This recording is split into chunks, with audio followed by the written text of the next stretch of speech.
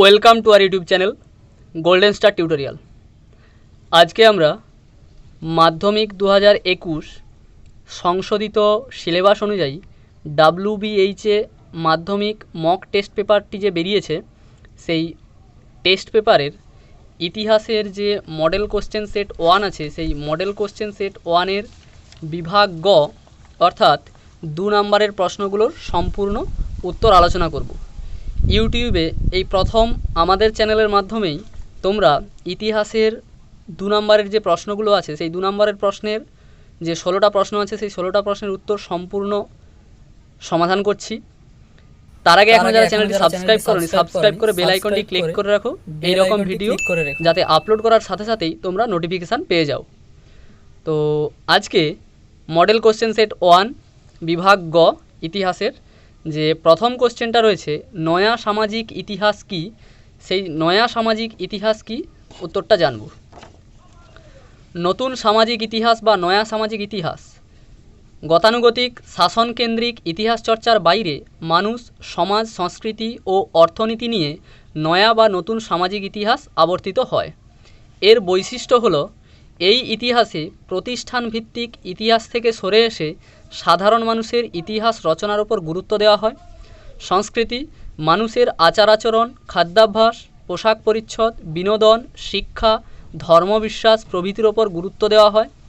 অর্থনীতি মানুষের বিভিন্ন ধরনের পেশা সম্বন্ধে এখানে আলোচিত হয়।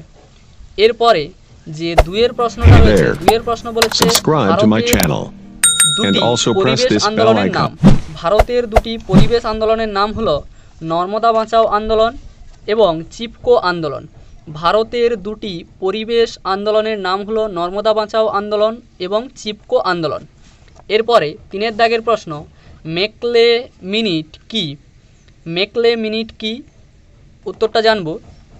Macaulay minute Thomas Babington Macaulay ছিলেন গভর্নর জেনারেল লর্ড উইলিয়াম বেন্টিংয়ের আইন সচিব ও general committee of public instruction বা জনশিক্ষা কমিটির সভাপতি। মেকলে ব্যক্তিগতভাবে ছিলেন পাশ্চাত্য শিক্ষার সমর্থক। তিনি 1835 খ্রিস্টাব্দে 2রা ফেব্রুয়ারি গভর্নর জেনারেল লর্ড উইলিয়াম বেন্টিংয়ের কাছে ভারতে পাশ্চাত্য শিক্ষার প্রসারের পক্ষে যে মিনিট বা প্রস্তাব পেশ করেন তাকে মেকলে মিনিট বলে। এরপরে 4-এর দাগের প্রশ্ন, 4-এর দাগের প্রশ্নে বলেছে যে ইয়ং বেঙ্গল দলের প্রধান উদ্দেশ্য কি ছিল। ইয়ং বেঙ্গল দলের প্রধান উদ্দেশ্য ছিল হেনরি লুই ভিভিয়ান ডিরোজিওর অনুগামীরা নব্যব্যঙ্গ বা ইয়ং বেঙ্গল নামে পরিচিত।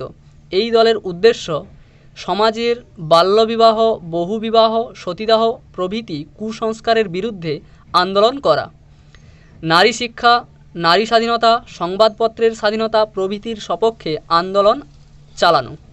এরপরে 5-এর প্রশ্ন বলেছে তিতুমিরের বারাসাত বিদ্রোহের লক্ষ্য কী ছিল। তিতুমিরের বারাসাত বিদ্রোহের লক্ষ্য ছিল ইসলাম ধর্মের কুসংস্কার দূর করে এই ধর্মকে পরিশুদ্ধ করা। 2 জমিদার ও নীলকর শ্রেণীর শোষণ থেকে কৃষক সমাজকে মুক্ত করা। 3 ঔপনিবেশিক শাসন ও শোষণের বিরুদ্ধে হিন্দু মুসলমান ঐক্যবদ্ধ গড়ে তোলা। এরপরে 6-এর প্রশ্ন, 6-এর প্রশ্ন দেওয়া আছে নীল তদন্ত কমিশনের রিপোর্টে কি বলা হয়েছিল। নীল তদন্ত কমিশনের রিপোর্টে বলা হয়েছিল নীল বিদ্রোহের তীব্রতা ও ব্যাপকতা লক্ষ্য করে বাংলার ছোটলাট জেপি গ্র্যান্ট 1860 খ্রিস্টাব্দে 31শে ডিসেম্বর নীল কমিশন গঠন করে। মূলত নীল চাষিদের অভাব অভিযোগ ও বাংলার নীল চাষ সম্পর্কে অনুসন্ধান করাই ছিল এই কমিশনের উদ্দেশ্য। নীলকর মিশনে প্রতিবেদনে সুপারিশ 5 সদস্যের এই কমিশন তার রিপোর্টে জানায় নীলকরদের বিরুদ্ধে নীল চাষিদের অভিযোগ সম্পূর্ণ সত্য।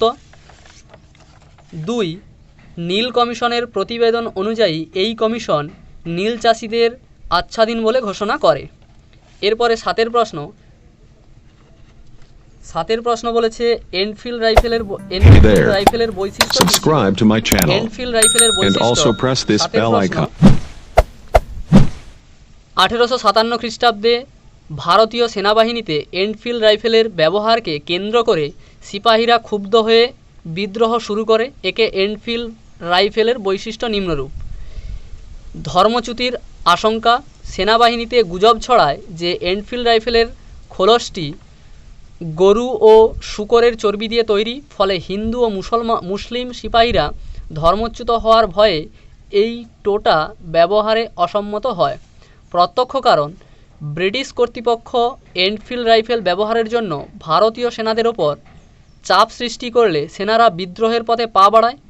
ব্যারাকপুর সেনা নিকাশের সিপাহী মঙ্গল পাণ্ডে 1857 খ্রিস্টাব্দে 29 মার্চ প্রথমে সিপাহী বিদ্রোহ ঘোষণা করেন, যা ঐতিহাসিক সিবল এনফিল্ড রাইফেল কার্তুজের ঘটনাকে যথার্থই সিপাহী বিদ্রোহের প্রত্যক্ষ কারণ বলে উল্লেখ করেছেন। এরপরে 3 দাগের 8 প্রশ্ন। 3 দাগের 8 প্রশ্ন বলেছে যে 8 প্রশ্ন, হিন্দু মেলা প্রতিষ্ঠার উদ্দেশ্য কী ছিল? উত্তর, হিন্দু মেলা প্রতিষ্ঠার উদ্দেশ্য ছিল 19 শতকের বাংলাদেশে যেসব জাতীয়তাবাদী সভা সমিতি গড়ে ওঠে তার মধ্যে উল্লেখযোগ্য ছিল হিন্দু মেলা। উদ্দেশ্য হিন্দুদের ঐক্যবদ্ধ করা, প্রত্যেককে আত্মনির্ভর করে তোলা, সর্বভারতীয় চেতনা গড়ে তোলা, দেশীয় শিল্প সাহিত্যকে উৎসাহ দান প্রভৃতি। এরপরে 9 প্রশ্ন বলেছে শ্রীরামপুর ত্রয়ী কাদের বলে? শ্রীরামপুর ত্রয়ী হুগলি জেলার শ্রীরামপুর ব্যাপটিস্ট মিশন খ্রিস্টধর্ম প্রচার ও শিক্ষা বিস্তারের কাছে কাজ শুরু করে। শ্রীরামপুর ত্রয়ী উইলিয়াম কেরি, ফ্রাঁসোয়া মার্সম্যান ও উইলিয়াম ওয়ার্ড এই 3 জন পাশ্চাত্য শিক্ষা বিস্তারে অগ্রণী ভূমিকা নিয়েছিল। এদের একত্রে বলা হয় শ্রীরামপুর ত্রয়ী। অবদান, এরা ছাপাখানা প্রতিষ্ঠা, দিগদর্শন ও সমাচার দর্পণ পত্রিকা প্রকাশ, 26টি আঞ্চলিক ভাষায় বাইবেল অনুবাদ এবং বিভিন্ন স্কুল ও কলেজ প্রতিষ্ঠা করেন। এরপরে 10 প্রশ্ন বলেছে শিক্ষার প্রসারে ছাপা বইয়ের ভূমিকা। শিক্ষার প্রসারে ছাপা বইয়ের ভূমিকা। উত্তর, 19 শতকের শিক্ষা বিস্তারের অন্যতম বৈশিষ্ট্য হল ছাপা বইয়ের মাধ্যমে শিক্ষা বিস্তার। 19 শতক থেকে বাংলায় বই ছাপা হয়। আবার এই সময় বাংলার গ্রামগঞ্জে স্থাপিত হয় শত শত স্কুল। আর ছাপা বই এই সময় থেকে শিক্ষা বিস্তারের অন্যতম হাতিয়ার হয়ে ওঠে। ছাপা বইয়ের মাধ্যমে শিক্ষার বিস্তারের বিভিন্ন প্রতিষ্ঠানের ভূমিকা। শ্রীরামপুর মিশন প্রেস বই প্রকাশ করে শিক্ষা বিস্তারের ক্ষেত্রে শ্রীরামপুর মিশনের অবদান অত্যন্ত গুরুত্বপূর্ণ। শ্রীরামপুর মিশনের উদ্যোগ সংস্কৃত থেকে বাংলায় অনুবাদ করে রামায়ণ, মহাভারত, হিতোপদেশ, ভূগোল প্রভৃতি বই প্রকাশ করা হয়। শ্রীরামপুর মিশন বিভিন্ন ধরনের বই ছাপায় ফলে শিক্ষা বিস্তারে সহায়ক হয়েছিল। ক্যালকাটা স্কুল বুক সোসাইটি ছাত্রছাত্রীদের মধ্যে পাঠ্য বই যোগান দেওয়ার উদ্দেশ্য 1817 খ্রিস্টাব্দে ক্যালকাটা স্কুল বুক সোসাইটি প্রতিষ্ঠা হয়। এর উদ্দেশ্য ছিল স্কুল পাঠ্য বই তৈরি করে সুলভ মূল্যে অথবা বিনামূল্যে বিতরণ করা ও শিক্ষার প্রসার ঘটানো। এরপরে 11 প্রশ্ন বলেছে নববিধান কি? নববিধান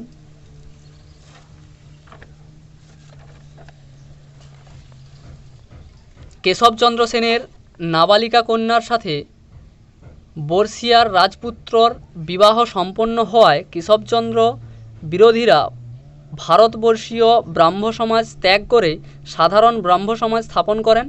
অল্প কিছুদিন পর কেশবচন্দ্র সেন নিজ বিভাগী সমাজের নাম দেন নববিধান। এজন্য নতুন বিধি, নতুন সাধন পদ্ধতি, নতুন লক্ষ্যে সৃষ্টি করে 1880 খ্রিস্টাব্দে। এরপরে 12 প্রশ্ন বলেছে জনশিক্ষা কমিটি গড়ে ওঠে কেন? জনশিক্ষা কমিটি গড়ে ওঠে কারণ 1823 খ্রিস্টাব্দে general committee of public instruction বা জনশিক্ষা কমিটি গড়ে ওঠে। গড়ে ওঠার কারণ ইস্ট ইন্ডিয়া কোম্পানি শাসিত তৎকালীন ভারতে প্রচলিত শিক্ষা ব্যবস্থা সম্পর্কে তথ্য সংগ্রহ করা, শিক্ষার প্রসার ও গুণগত মানোন্নয়নের জন্য কী কী করা উচিত সে বিষয়ে সুপারিশ করা হয়।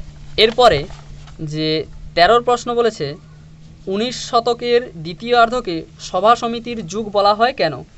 19 শতকের দ্বিতীয়ার্ধকে সভা সমিতির যুগ বলা হয় কেন? 19 শতকে ভারতের সাহিত্য সংস্কৃতি রাজনীতিতে এক নতুন যুগের সূচনা করে। সভা সমিতিসমূহ বিভিন্ন প্রেসিডেন্সি শহরে এই সময় বহু সভা সমিতি গড়ে ওঠে। কলকাতা বঙ্গ হিতকারী সভা, বঙ্গভাষা প্রকাশিকা সভা, British India society, British Indian association, Indian League, Indian association প্রভৃতি সমিতি গড়ে উঠেছিল। বোম্বাই শহরে বোম্বাই নেটিভ অ্যাসোসিয়েশন, জাতীয় কংগ্রেস ইত্যাদি ছিল উল্লেখযোগ্য। মাদ্রাজে মাদ্রাজ মহাজন সভা বিশেষ উল্লেখযোগ্য।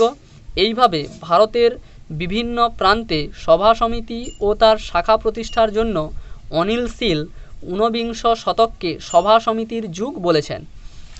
এরপরে 14 প্রশ্ন বলেছে, ভারতমাতা চিত্রটির ঐতিহাসিক তাৎপর্য উল্লেখ করো।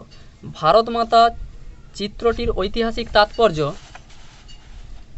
বিখ্যাত শিল্পী অবনীন্দ্রনাথ ঠাকুর এর আঁকা ভারতমাতা চিত্রটি গভীর ব্যঞ্জনাময়।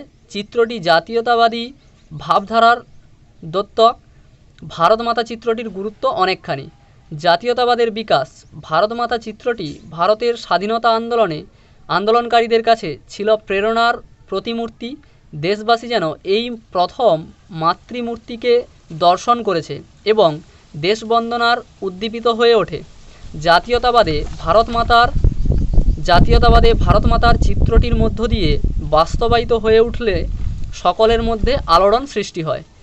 এই আলোড়নে ঐক্যবদ্ধ হয়ে জাতীয়তাবাদের জাগরণের মধ্য দিয়ে প্রকাশ পেয়েছে, যা বিদেশি শাসনের বন্ধন থেকে জাতিকে জেগে ওঠার আহ্বান জানায়। স্নেহময়ী মায়ের প্রতীক এবং পরাক্রম, ভারতমাতার চিত্র কাশ্মীরের মায়ের মস্তক, কন্যাকুমারিকায় পদতল, এক হাতে পতাকা, অন্য হাতে বরাভয় মস্তকে পাহাড়ের চূড়ার ন্যায় স্বর্ণমুকুট চলনে ভারত মহাসাগরের শীতল জলরাশি, অলঙ্কার ভূমিকা, সিংহবাণী, একদিকে পরাক্রম ও অন্যদিকে স্নেহময়ী মায়ের প্রতীক স্বরূপ। এরপরে 15 প্রশ্ন বলেছে যে বাংলায় বিজ্ঞান চর্চায় শ্রীরামপুর ব্যাপটিস্ট মিশন কেন গুরুত্বপূর্ণ? বাংলার বিজ্ঞান চর্চায় শ্রীরামপুর ব্যাপটিস্ট মিশন কেন গুরুত্বপূর্ণ? William Carey. মিশনের উদ্দেশ্য, উইলিয়াম কেরি উদ্ভিদবিদ্যা ও কৃষিবিদ্যার বিষয়ে শ্রীরামপুর কলেজে পড়ানোর ব্যবস্থা করেন। ফেলিক্স কেরি মানব শরীরের অঙ্গপ্রত্যঙ্গ নিয়ে তিনি শরীরবিদ্যার ওপর একটি বাংলা বই লেখেন। জন ম্যাক শিক্ষা সহায়ক উপকরণ ও পরীক্ষাগার ব্যবহার করে তিনি রসায়নবিদ্যা পড়াতেন। তিনি রসায়নের সূত্রাবলী নামে একটি বাংলায় গ্রন্থ রচনা করেন।